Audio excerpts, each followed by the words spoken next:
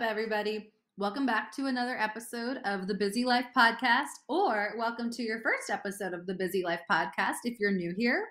My name is Julie. I am a teacher, personal trainer, nutrition coach, and women's fitness specialist. And this podcast is to remind you that you are human. We've got a lot going on, and the whole purpose is to just remind you that you really got to take care of yourself. No matter what you got going on, I mean, honestly, we can just jump right into it. The world is in crisis. It really has been for quite some time at this point. It just feels like things are getting worse and worse and worse. And it's like anytime something gets a little bit better, it then gets skewed and gets a little bit worse. And it just sucks. It sucks the life out of you. It sucks to see the news. It sucks to see that there's still shitty things happening. It sucks. And sometimes it doesn't feel like anything else matters. And you know, this can be relatable to whatever is happening. Unfortunately, I'm sure there's going to be another shitty thing that happens at some point in time. So whether it is right now, it's October in 2023, whether you're listening to the current state of the world right now, maybe you're reflecting back on COVID times, or maybe you're listening to this in the future and there's something else going on. I guess the message I really want you to know is that you're not alone, first of all. You got to take care of yourself. You got to find something you can do to support yourself. But a big thing that I've been getting asked about recently is, what do you do for your kids? What do you do when your kids feel like there's a lot going on? And honestly, another thing that's been happening a lot too, and that's super scary, is school shootings. How do you make kids feel safe at school? And that's so sad, because I never thought, you know, when I wanted to be a teacher and when I went to school myself, I never, ever thought that I would hear of so many school shootings. And I've heard that, I think stats show that one of the most common ways kids are dying nowadays, besides getting sick or an accident, is school shootings. Are we serious? We really let it become a stat now? This episode's really hard to record because I get really emotional and I get really frustrated. I've been a teacher now for 7 years, and I'm honestly tired. And that's why I called this episode Teachers Are Tired, because so many of us want to quit. I mean, I literally just got a text from one of my friends who is a teacher saying, I just wish I could quit. And that's horrible. Absolutely horrible. That we're texting each other that. I mean, what is going on? Our world is falling apart. Schools don't feel safe. And honestly, I wish I had the answers. I wish I could tell you that tomorrow you're going to wake up and, you know, this country is going to be healed and this country is going to stop fighting this country and this country is going to have this going on and teachers are going to be safe. And you know what? There are proper gun laws and, you know, there are proper people who get their hands on guns. I mean, I don't know. I don't know what to say. All I know is that we have to have hope. Same thing with our kids. We have to have hope, and we have to remind them that there is something out there. No matter what you believe in, no matter where you are in the world, you got to have hope. And I want to go into what it's felt like recently being a teacher during all of this craziness. This episode might be a little bit more echoey. I'm in my kitchen, and it just goes to show you sometimes life happens and, you know, you got to do what you got to do. Normally I go upstairs in our little office area, but today I just wanted to sit in my kitchen and I just wanted to talk to you guys like we're having a good phone conversation together and we're listening to each other. And today we're going to talk about teaching and what it's felt like recently. Let's go on a more minor scale. Let's not talk about the shootings and the scary things that are happening right now. Let's go on a minor scale. A day-to-day life for a teacher is absolutely exhausting. And you know what I hated? I hated when I taught second grade and I used to meet the parents of my students because I was a classroom teacher. And I would say, hi, my name is Julie. I'm going to be so-and-so's teacher this year. I'm so excited, blah, blah, blah. And some of the parents would be like, oh, I don't envy you. Okay, I didn't ask if you did or not. I just wanted to say hello. I wanted to introduce myself, and I wanted to let you know that your kid's going to have a good school year, and we're going to make this work, and we're going to have a great time, and they're welcome, and I want them to feel safe. I didn't ask if you envy me or if you envy my job. I did not ask, okay? Because maybe you work something that I don't like. So let's just kind of separate that for a second, because part of the problem is the parents. I have so many supportive parents out there. I really do. I have been very, very lucky in my 7 years of teaching to have the support from parents that I've had. But I've also had some not so supportive parents. I have nothing but respect for them.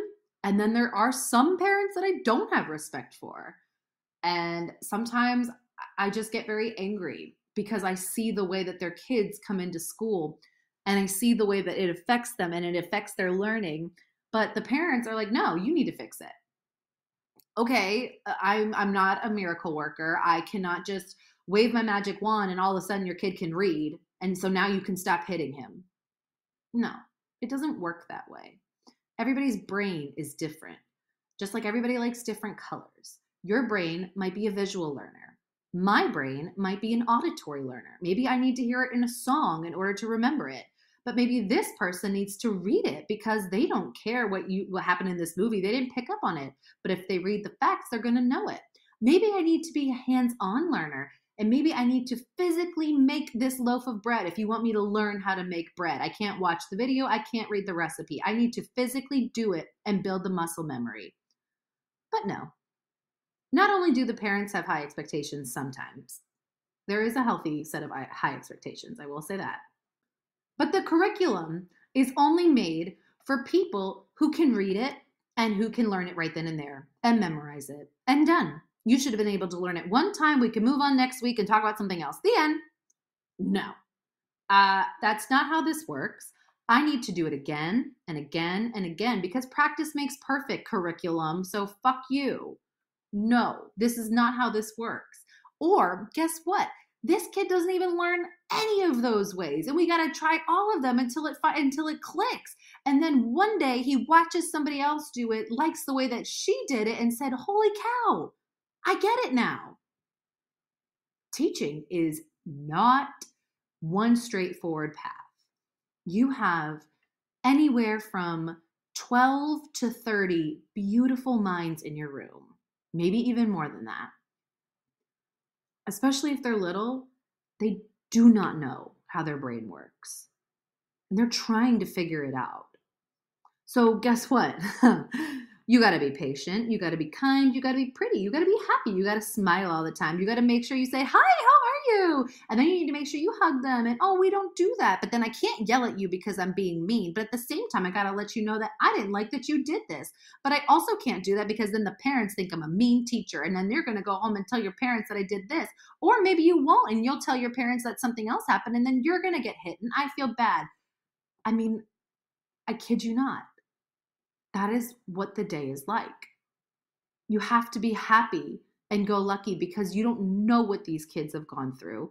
But at the same time, you have to be stern and enforce the rules and follow the curriculum and make sure that you teach this reading lesson today while also making sure that this little boy over here doesn't kick the next person or that this little girl goes to the bathroom on time or else she'll pee her pants. It's literally like a balancing act. I mean, oh my gosh. I was a classroom teacher for 3 years. And if my room was not as organized as possible, there was no structure. Nobody knew what they were supposed to do next. We had no idea what the word quiet meant.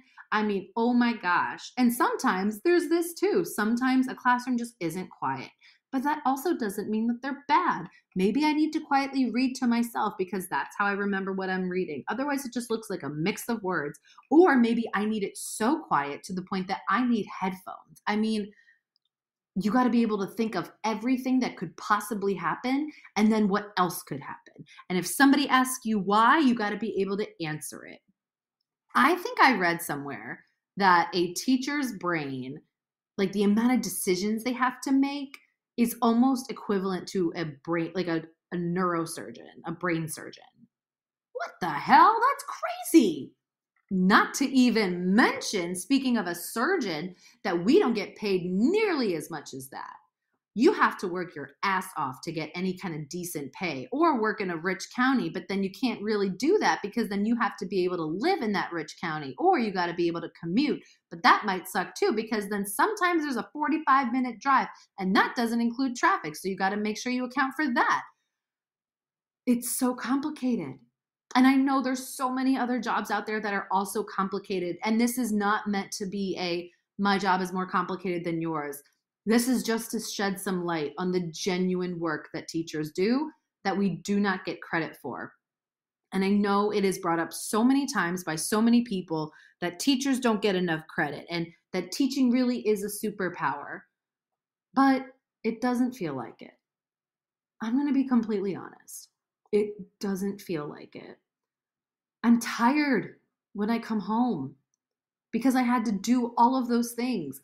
And I'm not even a mom right now. I have dogs and I have a condo and I have my husband, but I don't even have my own little kids running around. And to be honest, I've talked about this on other episodes. It scares me to be a mom one day because it's already hard. And I can't imagine what it's like for the teachers who are moms that go home and then have to do all of that brain work again for their own littles. I know it's different. And I know you make it work because they're yours. And we do make it work because we are superheroes. And the dads too. I mean, it's not just moms. I'm speaking about moms in general just because I myself am a female. I identify as a female. And this is the future that I foresee for myself. But dads too. Just parents in general. Any guardian. You could be an aunt and you're taking care of your sister's kids who passed away. It's not easy. And I've kind of figured out that really none of this is easy.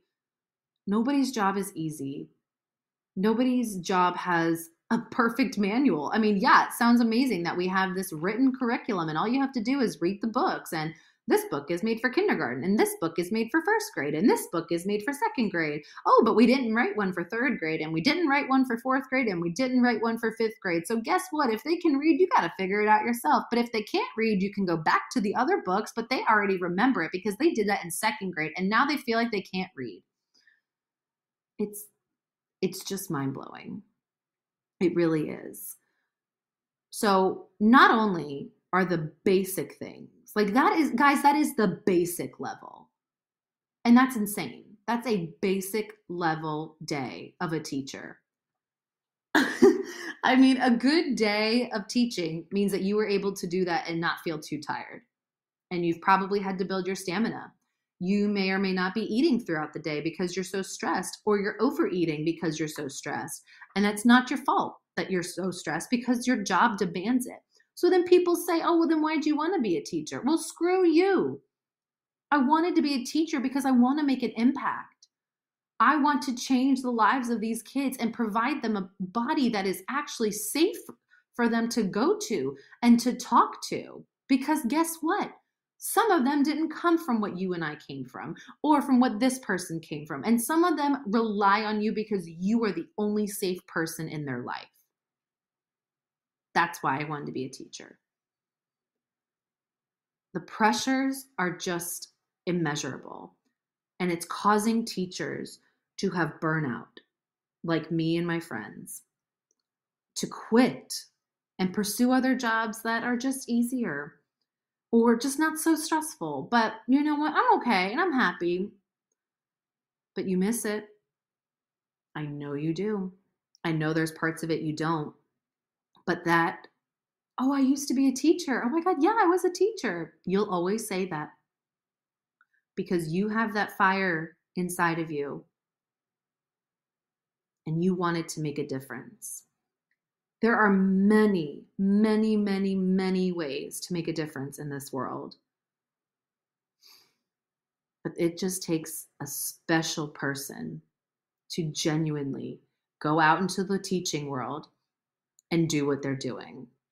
Same thing for many, many, many, many other careers. Teachers, you know I'm talking to you.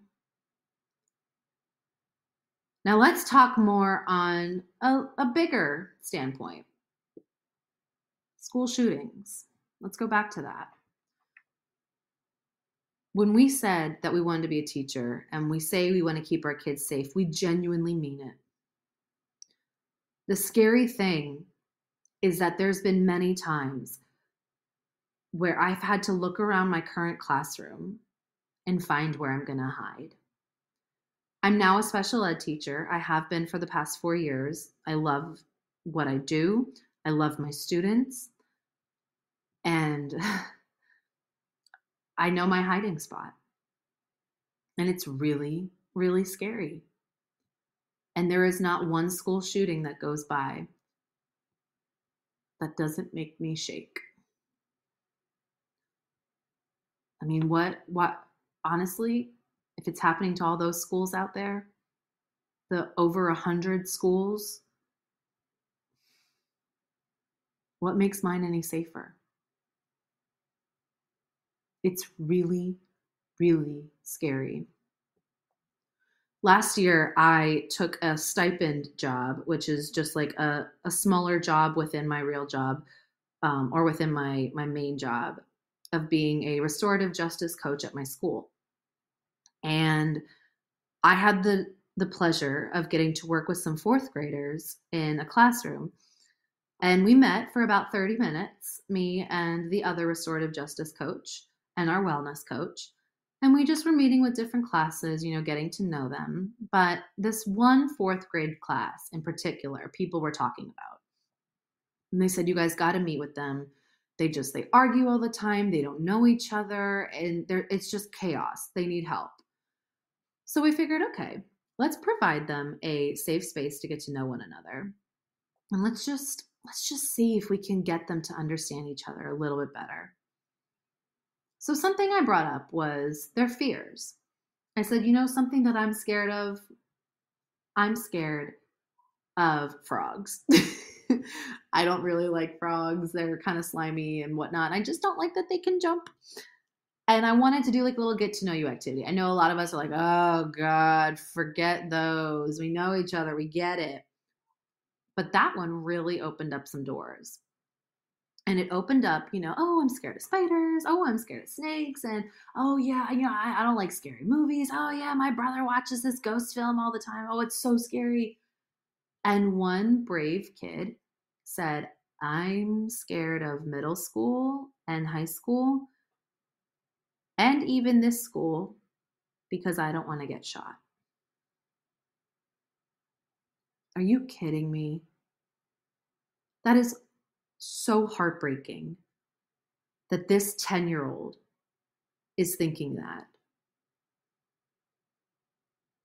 It's jaw-dropping and it makes me speechless and it makes me beyond sad that our kids are afraid to come to school no matter where you are. And I work in one of the safest places.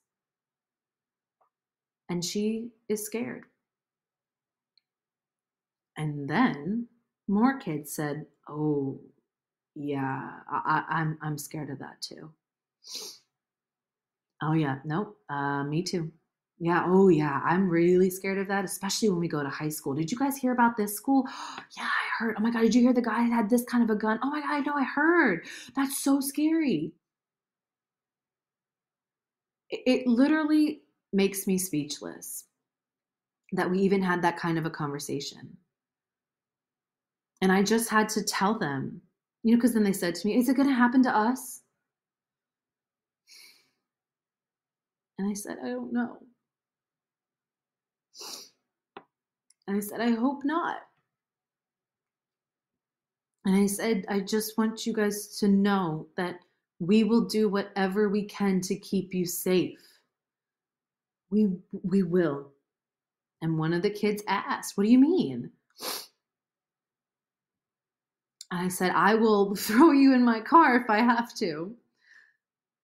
I even had to have that conversation with a little girl I work with this year.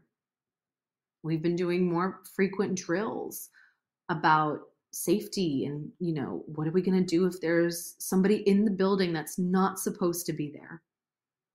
We might not call it an active shooter, but just somebody in the building who is not supposed to be there. You got to find a quiet spot in the room. You got to lock the door. You got to turn the lights off. And now you got to make sure that all of these kids are quiet. And you know what? Guess what? There's some of them who physically can't be quiet. My one girl that I was working with, or that I am working with, I should say, she can't be quiet.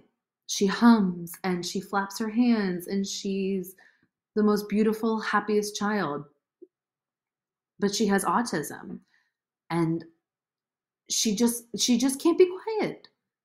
And it would be rude to force her to be quiet, but what would I don't know what to do in this situation because I need her to be quiet so we don't get hurt. And I had to find a place where we really couldn't be heard or anything. But then I have to get her comfortable with this place because God forbid if we had to have this, I don't want her to start screaming and freaking out because she's thinking, where are you taking me? It's just, I don't even know the words for it anymore. But that's why teachers are tired.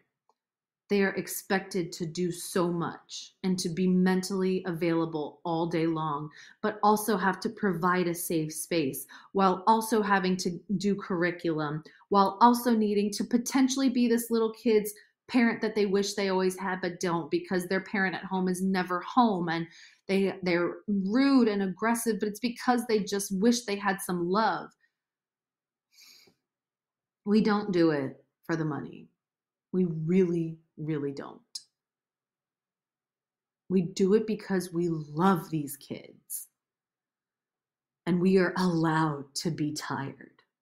We are allowed to feel exhausted because on top of all of that, there's some disrespectful people out there. And there's too many expectations and people with no boundaries who don't know how to be respectful in a work environment. It's insane the amount of things that people go through in order to just provide these kids with a day that makes them feel seen, safe, and heard. I don't even know what it's like in a high school. I don't know what it's like in a middle school. I haven't worked in a high school or a middle school, but I can't imagine it's any easier. It might be hard for different reasons, but I cannot imagine it's any easier. And I know this is a little bit of a heavier episode, but I thought that it fit the theme of this podcast so perfectly because no matter how busy my life gets, I refuse to ever give up on my students or myself. And this podcast is my safe space. It is my place to speak my truth and to speak real, authentic words into you guys' ears.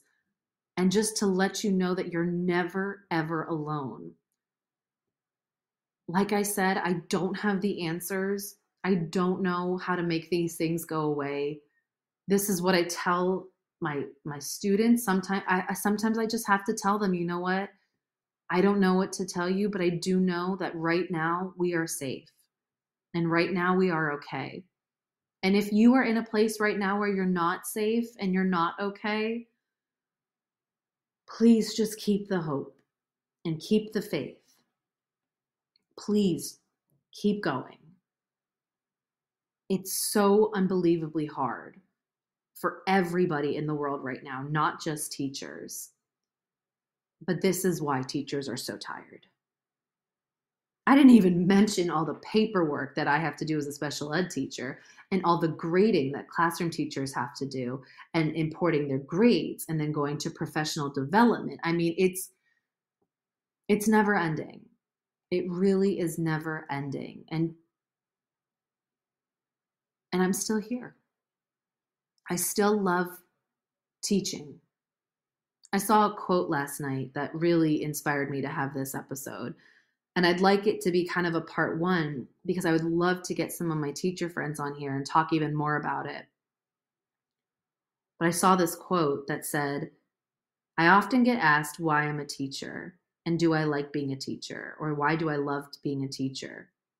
And the answer is I love teaching, but I don't know if I love being a teacher.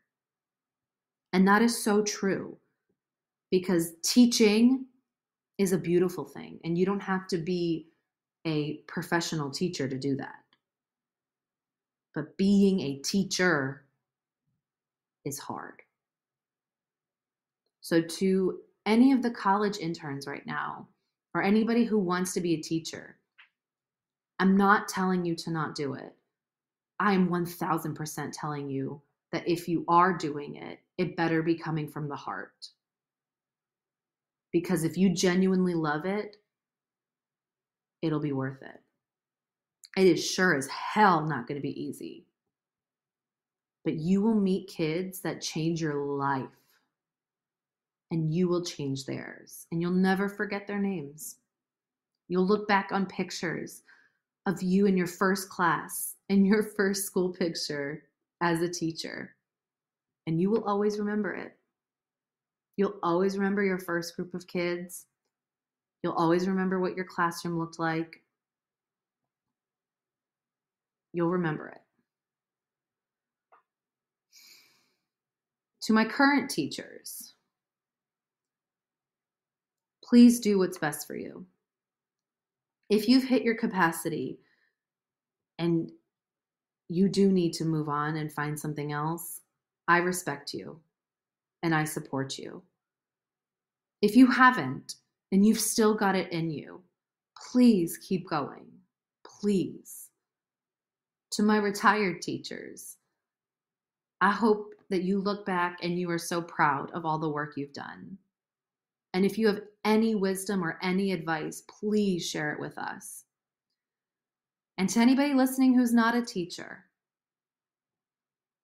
no matter what you're going through either, I hope you do what's best for you. And if you're friends with the teacher, let them know that you listen to this and that you're there for them. But also take that advice for yourself. This is not just for teachers. You also deserve to find a career path that makes you feel the most valued, supported, and gives you the most life. Oh man. I know a lot of that is really heavy, and I know that this episode is really deep, but I genuinely felt in my soul like a lot of this needed to be said. I've just seen so much crap get thrown on teachers' backs, mine included, and not every teacher is able to stand up for themselves or know what to say because maybe they don't have the experience or maybe they're not familiar with talking, or I don't know what it is. I don't want to say it's that they're not familiar with talking, but talking about these things, I mean, it's crazy. And I think just allowing teachers to have that space to be a human, to let out their emotions, to say that they're tired, to come home and put their feet up and just have a cup of tea or watch a movie or eat ice cream. They need to be validated. To let them have that space is to show them that you're there for them. Because being a teacher was never easy, but now it's a lot harder. Thank you guys so much for hearing me out and for giving this episode a listen. It genuinely means so much to me because no matter what happens, whether I stay being a teacher for the full 30 years that I plan on it, or if I become a personal trainer again and I say, you know what, my teaching career is over, I will never regret it. no matter what I choose, I will never regret being a teacher. I'll never regret the kids that I've helped, the lives I've changed, the friends I've made. I'll never forget it. I genuinely love teaching, but being a teacher is really hard. Do something for yourselves today, guys. Thank you so much for listening to this episode. Like I said, if you know a teacher, give them a hug. If you are a teacher, I'm giving you a hug. I'm giving all of you a hug. Next week, we're going to have an exciting episode coming, and we've got some fun guests coming. So look forward to that. If you want like a positive, happy, upbeat episode, we got tons here on the Busy Life podcast. Look back at those. And I want you to know, no matter where you are in the world, we love you. We want you to be safe. We want you to fulfill your life. And we're here to remind you that no matter how busy your life gets, you can make it work. We'll see you next time.